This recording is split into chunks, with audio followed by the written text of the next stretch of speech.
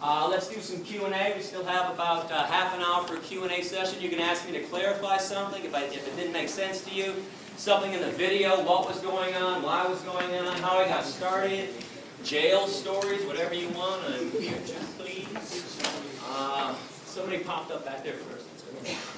So, for like, let's say I did want to become a vegetarian, like price range for a week amount of food versus somebody who eats meat and goes like Walmart or Target or Kroger to the grocery stores that aren't generally pushed towards vegetarians or vegans.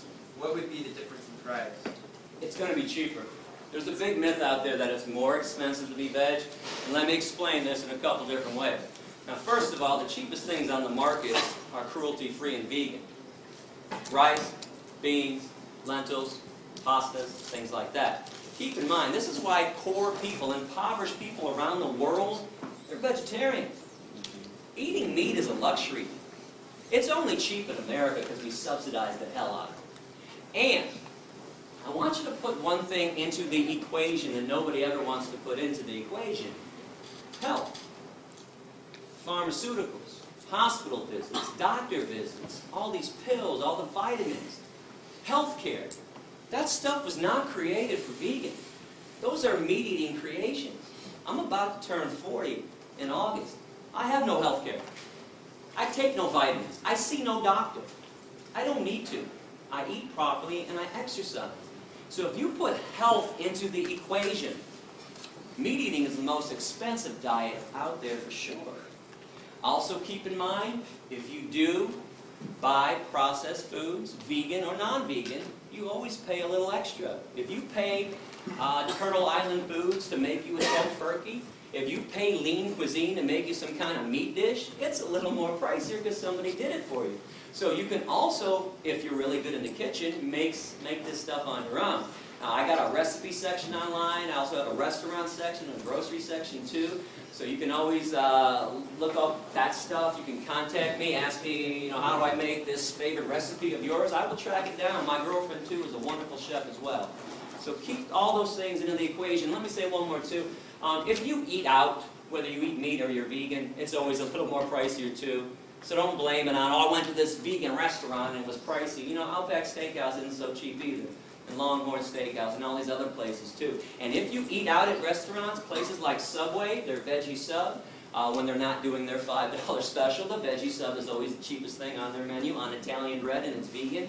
If you go to Taco Bell, get a bean burrito without the cheese, you want to talk about dirt cheap, 99 cents. And I bring this up because students try to do this with me all the time. Gary, I understand what you're saying, but I'm broke. I'm a college student, only got $1, gotta go to McDonald's. Well, you can do the same nasty shit at Taco Bell too. Okay? And I say nasty shit because if you eat at McDonald's, don't tell me you're eating for taste. Yes, sir. So how do you get the same meat taste for a vegan meal without using meat? Yeah, if you use the right combinations of vegetables and spices, you'd be amazed what you can mimic. For instance, there's a lot of mock fish that's out there. I was talking about the shrimp from that company. If you go to a website called Veggie World, V-E-G-I-E, 1G, veggieworld.com, they got fake lobster, they got cod, they got salmon, any fish product you're looking for, they use seaweed. Seaweed gives it a fishy smell and a fishy taste. You've all had a good portobello mushroom at some time too. If you hook up a portobello mushroom on the grill, it tastes awfully steaky. So they use mushrooms when they want to get a beef flavor too. The woman that runs my recipe section, Amy Ball, one of the best chefs that nobody knows about.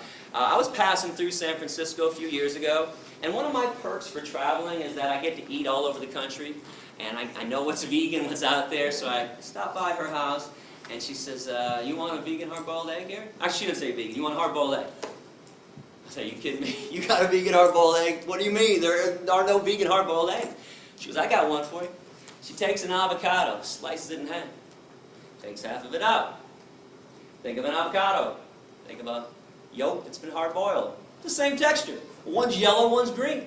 She takes the avocado, puts it on some vegan mashed potatoes that she made with hemp milk or rice milk, whatever her vegan milk of the day was. That mimicked the outside softness of the egg.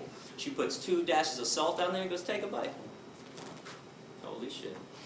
Vegan hard-boiled egg. So if you get really creative people in the kitchen, there are a lot of creative chefs out there, they can make anything taste like something else. So that's what they're doing. No chemicals. No chemicals. Yes?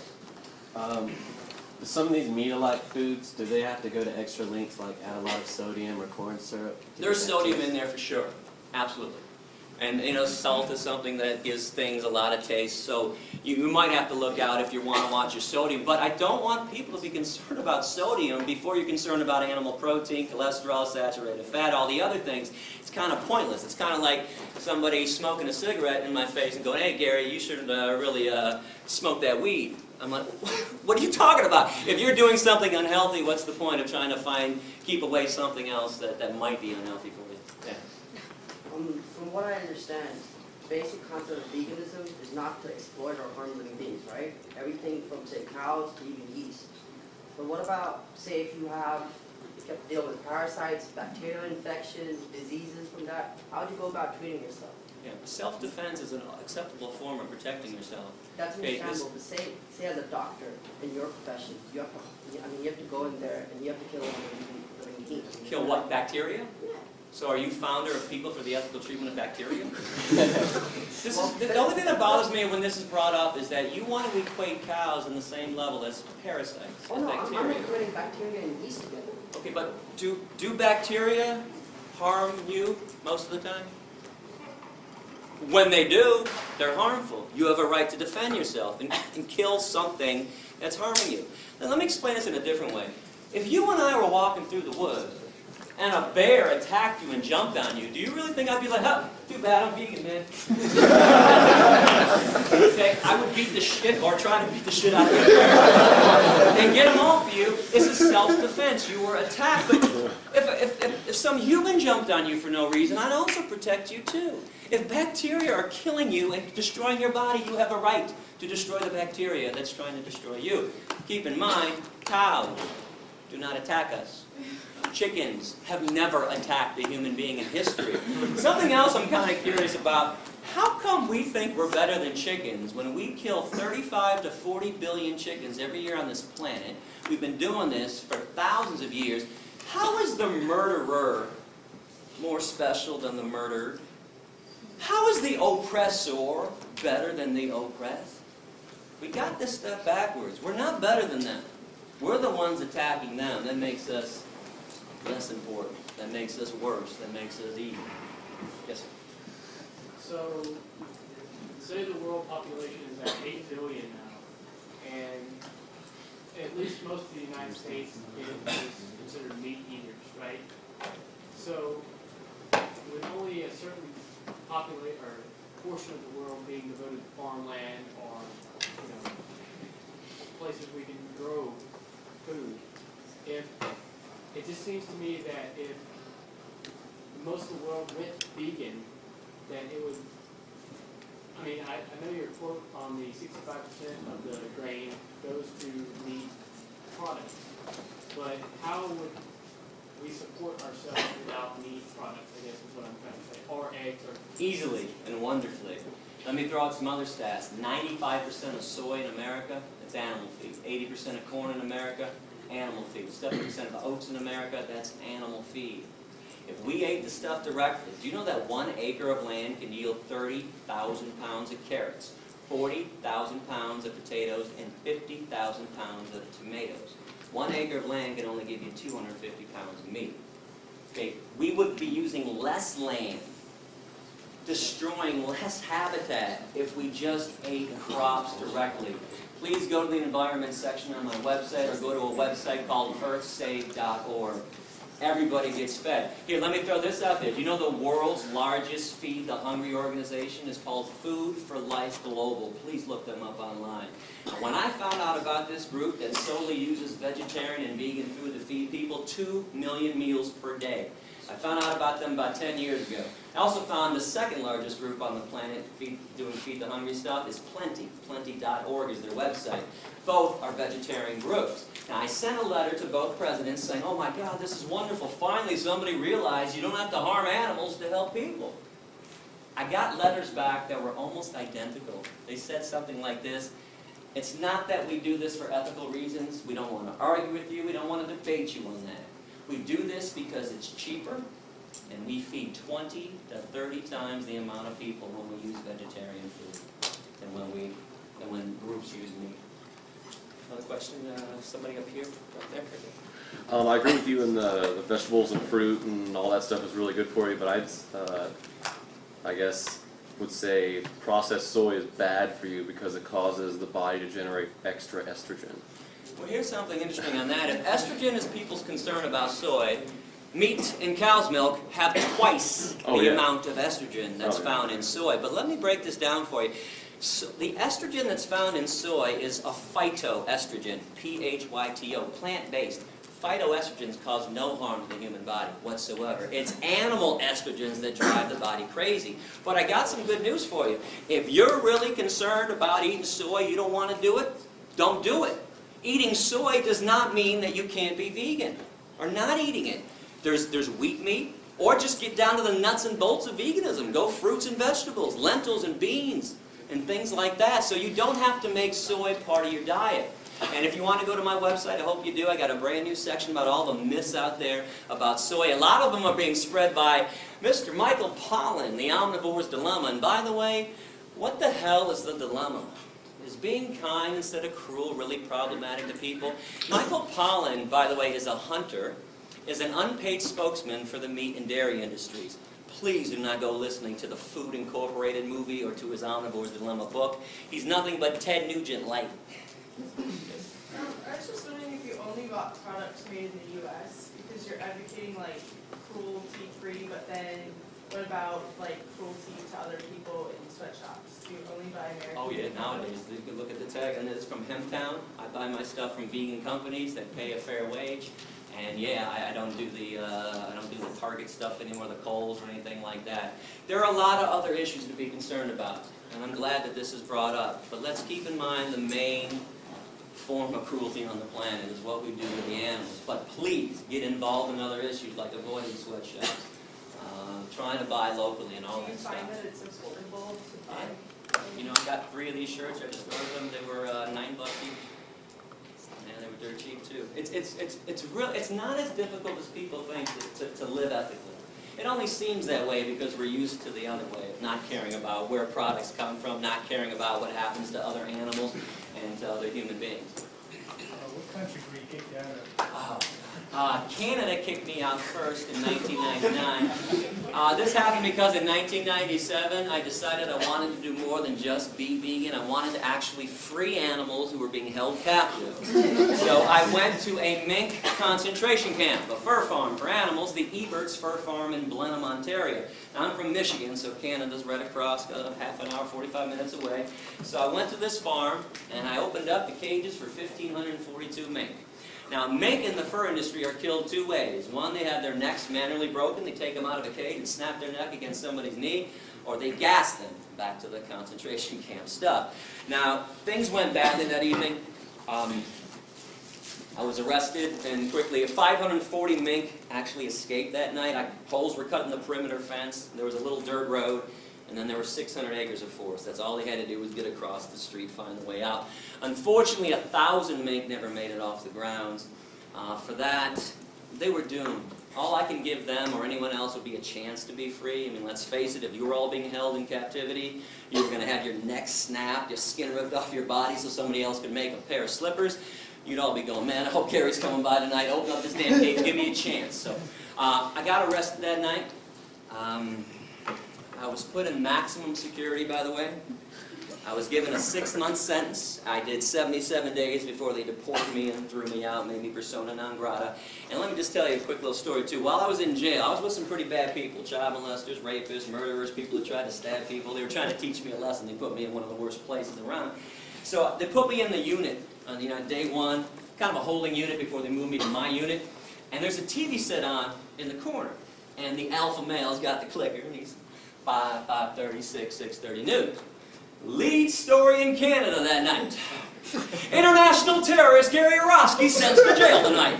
Gary Yourofsky, international terrorist, sent to jail. I got international terrorist with every mention of my name. I'm from Michigan, it's Canada. I am now the local. So, I don't know anybody on day 1. I'm standing in the back of the cell, and they're all huddled around the TV. And they finally realize I'm in there with them. One guy's kind of standing like this, and he's looking around. Hey, that's the guy back there.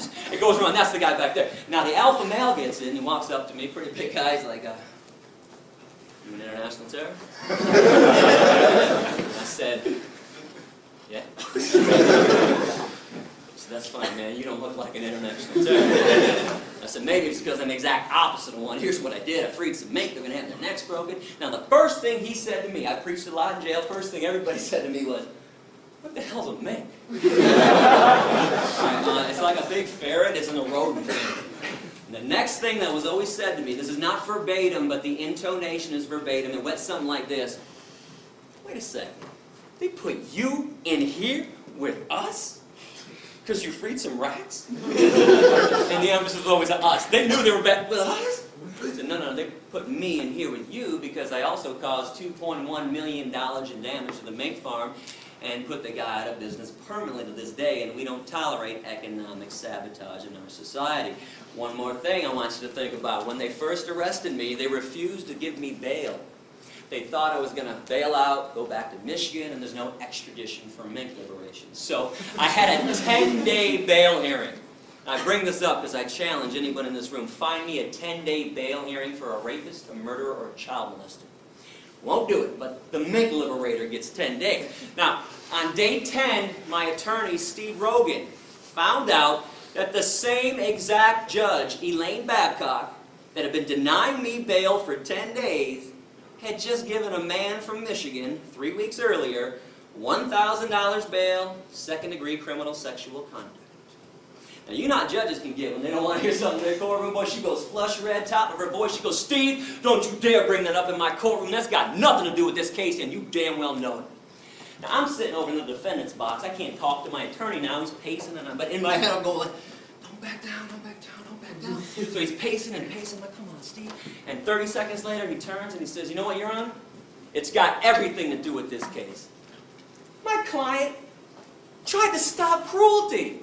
And he wants to go to jail at this point and make a statement on behalf of the animals. You gave that guy from Michigan bail for sexually assaulting a woman, and you won't give my client bail? She looks at me for the first time in 10 days, and I was like, $10,000 bail. Now, agree or disagree with law-breaking, and I hope you understand everybody that we all collectively admire. Dr. King, Gandhi, Rosa Parks, Henry David Thoreau, Jesus, we're all radical lawbreakers. Every single person on this planet that ever made substantive change was a radical lawbreaker. Even if for some reason you don't think that I should be breaking laws or that people should break laws, you can't tell me it should cost $1,000 to sexually assault a woman for bail and $10,000 to free some rats. Bottom line on this, sexually assaulting a woman doesn't affect the economy. And we just don't care about things that don't affect the root of all evil, money. Question? A, what got you started, and B, what's the tattoo? Tattoo is me with a mask on holding a bunny rabbit, and it says Presto et Persto, which is Latin for I stand in front and I stand firm, and it says ALF, Animal Liberation Front, which is a group that goes around. There's no membership, but anybody that goes around and liberates an animal or destroys a place of torture is considered an ALF member. What got me started was my stepdad is a clown in the Shrine Circus. Takes me backstage when I'm 23, and mind you, I got my blinders on too. I could care less about animals besides the dogs that are in my life, or if a chipmunk runs by me, I'm like, hey, look at a chipmunk. Right? But I'm like everybody else. I'm eating dead animals. I can care less about cows and pigs and what they're going through. And he invites me backstage and says, you want to come see the elephants? I'm like, hell yeah, I want to see the elephants. Are you kidding me? Can I bring Wendy with me too? My girlfriend at the time said, yeah, bring Wendy down. So Wendy and I go backstage. We're excited. We're like playfully pushing each other like, I'm first. We get back there and we just stop dead in our tracks. When you see cruelty in front of your face, you don't need somebody to explain it to you. I knew what I was seeing was evil. 3 elephants were lined up in chains, front left foot, back right foot, each of them, chained up to the cement floor of the warehouse of the Michigan State Fairground. I looked to the left, I saw a monkey screaming and grabbing the bars of his prison. I saw 2 tigers to the right of me pacing pathetically. And I turned to Wendy, pardon my language, but I'll tell you exactly what I said. I said, what the fuck is an elephant doing on 8 Mile and Woodward Avenue in Detroit in the first place? She said, I don't know. And we walked up face to face with these elephants. And if you pay attention to energy, and please don't think this is weird, we do this all the time, like with babies, with infants. They don't talk and communicate, but a baby starts crying. You thirsty? Oh, you're hungry? You need to be changed. You figure it out. Look at their eyes. Look at their movement. These elephants were swaying like this neurotically. Now, I'm no elephant expert, but I know that's not elephant behavior. I later found out that's a neurotic behavior every elephant gets in every circus because they're kept in chain. In the wild, elephants walk 20 to 50 miles a day. I looked into their eyes. I saw nothing but hopelessness and fear, and I knew something was wrong. So that got me thinking, where did my food come from? Where did my shoes come from? What really goes on in an animal research lab? So that's when I started investigating. I mentioned this earlier. I started going into the Thornapple Valley Pig Slaughterhouse. I started going into animal research labs. And I fought it at first, like everybody does, like most people do. I didn't want to stop eating the animals. What else am I going to eat? Salads all day long? I mean, it's really like, there's a myth out there that all vegans live off of is iceberg lettuce and tomatoes. Okay, that's not true. But that's what I thought too. So anyways, the more I thought about it, the more I realized I was a hypocrite. And here's a paradox I want you to think about. Why do we call some animals pets and others dinner? Why do we fight for the rights of certain animals to be happy and loved and safe? Dogs and cats in America. But others, hey, slice their beaks off. Those damn hens, slice them off, fully conscious. Those pigs, those piglets, rip their testicles out. Screw them. There's a major hypocrisy going on. You can see the choice that I made. All I can ask you to do is put your head on your pillow every night knowing that you are not responsible for premeditated acts of cruelty. Again, the world is tough enough for us, and especially for the animals. Do we have to make it worse by eating them? There is no need in this day and age to be consuming any animal product whatsoever. It's time to let it go. So I noticed when I came in here that you were not a member of PETA. Why was that? Full disclosure, 2002 to 2005 in November, PETA funded my tour. I was never a PETA employee. I took money from them as a sponsor, independent contractor. I take money from anybody to do good things with it. I don't think it's wrong to take evil money and do good things with it. Now, PETA pulled their funding from me in November '05 because they told me that education isn't important. Really? It's the only thing that ever made the world a better place, was teaching somebody else about why they shouldn't discriminate and harm somebody else.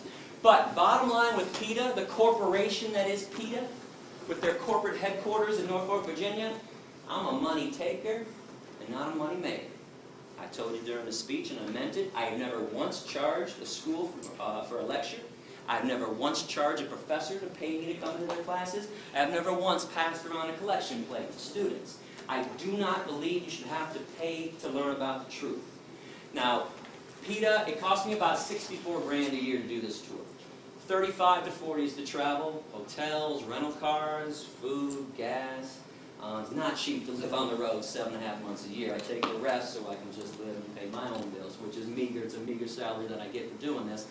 But in the end, the accountants came into PETA's headquarters, Ingrid Newkirk's offices. She's the founder and president of PETA, and said, you know, we've given Gary 64 grand for 3 years. That's $192,000. We also gave him $20,000 to put his speeches on DVD that he gave out for free to the students when he was supposed to charge them $10. When I first got these DVDs, people would always come up and say, hey, Gary, I want to share this with my boyfriend, my girlfriend, my dad, my sister, whatever. And I'd be like, oh, great, I got some DVDs at $10. And nearly every student would say, I'm broke, I'm a student, what do you need $10? I'm like, oh, okay, here you go. So I gave out at least 95%, if not more, of my DVDs. Well, PETA found out about that. They were pissed off, and I used to say, you guys make $25 million a year. You can't give out a couple thousand DVDs to people that are actually now begging to learn more about animal rights and veganism. So that, obviously ended our relationship when they pulled their funding from me. But something else, I always condemned PETA when I first started, while I took their money, and now that I don't take their money, I still condemn them. They exploit women. Their tactics are so ridiculous. They're always looking for a naked woman. Like Pam Anderson. They want to put Pam Anderson's boobs on billboards all the time. Now listen, I dig that Pam Anderson cares about animals, honestly. But her boobs don't make anybody go vegan. Now when I used to bring this up with Ingrid, she used to say, do you know how many people see those billboards than see your speech? I'm like, oh, it's not even close. Millions more. Are you telling me guys are walking through Times Square, New York City, there's Pam on a billboard, and they're going, holy shit, look at those tits. Let's get some tofu. There's no. No, listen. I understand why sex is used, why women are exploited to sell products. I don't like it. But if you tell guys, spray this on, and 12 women are gonna tackle you in the hallway and have sex with you, boy, guys, or I'll give me some Axe, spray it all over me. You tell a guy you're gonna get laid if you buy a Harley. Boy, guys want to go get a Harley. But you show Pam Anderson's boobs, nothing. In, out. Doesn't do anything. And there's a lot more horrible things going on in PETA. I actually have an essay on my website. If you click on other animal rights issues, I have an essay entitled What's Wrong with PETA and What's Wrong with the Humane Society of the U.S., which is nothing but an animal welfare group that doesn't want to see the free animals at all. Next question. Here, I'll go back there. You mentioned the pet thing earlier. How do you feel about if you have pets that are carnivores and feeding them meat? Bad idea. Now, let me preface this. I do not challenge anybody's love for their dog or cat. If you're a sane person, sane people who have dogs and cats treat them like family members, unlike Michael Vick. But you brought up a major problem with them. Now, number one is they're carnivores. Now, this means we have to enslave and kill more cows, pigs, chickens, turkeys, and fish to feed the dogs and cats that we like more than the cows and the pigs. Now, hear me on this. I don't care what carnivores do on their own in the wild. Couldn't care. I got the Planet Life series, Planet Earth series. I watched the National Geographic. I can watch a lion tear up a zebra to pieces. Doesn't bother me. But we have no business killing on their behalf. And I'll explain this in a simple way. Who's got a cat? Somebody's got to have a cat in front of somebody? Did you ever go outside and kill birds for your cat? No, it brings them back. Thank you. Cat does it on his own. Nobody kills a bird for their cat, but you pay people at the slaughterhouse to kill birds for science diet, ions, and all the other pet food. Just like we pay people to kill chickens and pigs for us, because most people can't shove a knife into somebody else's throat. So, bad idea to have carnivorous pets. Now, good news, in this day and age, there's vegan dog food and cat food. Now, this being said, I am not here to turn your dogs and cats into vegan. I did not get kicked out of 5 countries. By the way, the other 4 countries somebody had were England, Northern Ireland, Wales, and Scotland.